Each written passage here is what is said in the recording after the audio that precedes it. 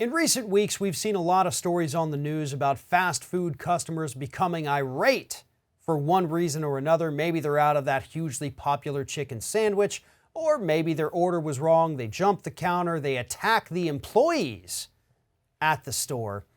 And according to a new class action lawsuit brought by McDonald's employees, both current and former, in Chicago, these attacks happen more frequently than the public thinks, and unfortunately, the lawsuit says, McDonald's is doing virtually nothing to stop these attacks.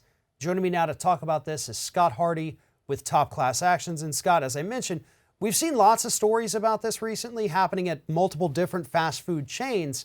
But until I read this story, I really didn't know how bad this situation actually is. This is more than just a few comical headlines of an customer getting mad about a chicken sandwich not being available.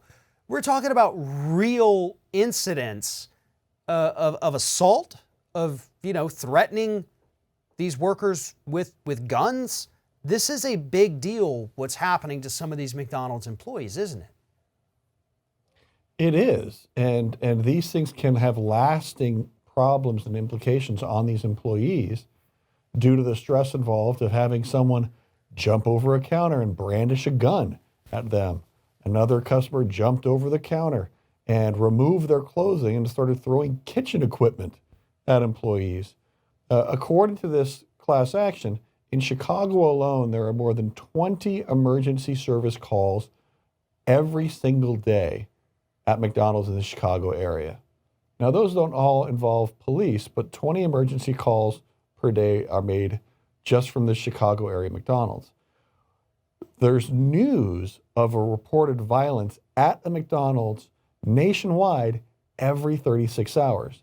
And so that's every 36 hours, there's news of violence at a McDonald's that's reported. And that's reported. That's the crazy thing, is you have to think, if that's what's reported, there's going to be a ton that goes unreported, and really shows that there needs to be a much better policy and safety concern for McDonald's employees as a whole, because people still want to get their burgers late at night, but we have to keep those employees safe. My first job was at a McDonald's, spent 2 years there from age 15 to 17. We never had any incidents of customers jumping over a counter or trying to physically assault us, but the few times we did have super irate people come in, we had managers that would come out, de-escalate, tell the customer, hey, whatever you need, whatever you want, we'll get it for you. Don't worry about the price. I'm sorry you got shorted a couple of fries. We'll give you an extra large fry. Please calm down and be on your way. But those de-escalation techniques, which they were taught these back then, something's been lost along the way. Right? You have management and you have store owners, franchise owners, that don't seem to really care anymore. It's all about the profit, not necessarily, in spite of all these headlines, keeping the employees safe. And you've got to get back to that mentality, the de-escalation. Obviously, there's crazy people in this world. There's lots of crazy people in this country. You can't stop everything. But the people who do just become irate because maybe their order was wrong, maybe they accidentally put pickles on something that wasn't supposed to have pickles, and that seems silly to people, but those are things that are happening. That is where these de-escalation techniques can come in if you offer proper training to protect these employees.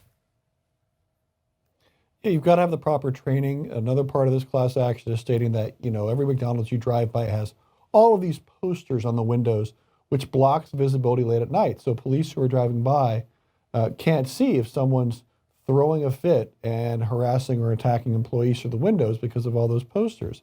They also want more strong physical barriers between the customers and the person taking their order. But the low checkout counters were added to the restaurants as part of a nationwide remodeling effort to make the restaurant seem more open and inviting. And those low checkout counters make it a lot easier for someone who's irate to attack the poor McDonald's employee that's just trying to help them out. And this is a company, obviously, they have the money. They could implement these changes. They could change the designs a little bit without having to shut stores down for days on end. they could do lots of things, and they're not. And they're leaving these employees in danger because of that. So I think these employees, they've got a pretty strong case here. They know they're going up against a multi-billion-dollar global corporation, and they're not afraid, too. And that's also a good message that we need to send to people. It doesn't matter the size of the company you're going up against. If they've done you wrong, stand up, do something, because you'd be surprised at how frequently you can actually win these David versus Goliath cases, and this appears to be one of those as well. Yeah, you really do need to talk to your fellow workers and figure out if this is a larger problem. It's not an isolated issue. You absolutely should work together to get help. You know, this is completely unacceptable. And, you know, McDonald's has two options. Don't allow people in their dining area after a certain hour, or fix it, make it more secure. You know, we can't have these thousands upon thousands of McDonald's employees who work every night get harmed and have their safety threatened. And this is also a good message that needs to be sent, apparently and unfortunately, to all the other fast food chains out there that are probably experiencing similar situations. For more information about this issue, please follow the link in the description of this video, head on over to Top Class Actions, and make sure you sign up for their weekly newsletter. Scott Hardy with Top Class Actions, thank you very much for talking with us. You're welcome. Thanks for your time, Farron.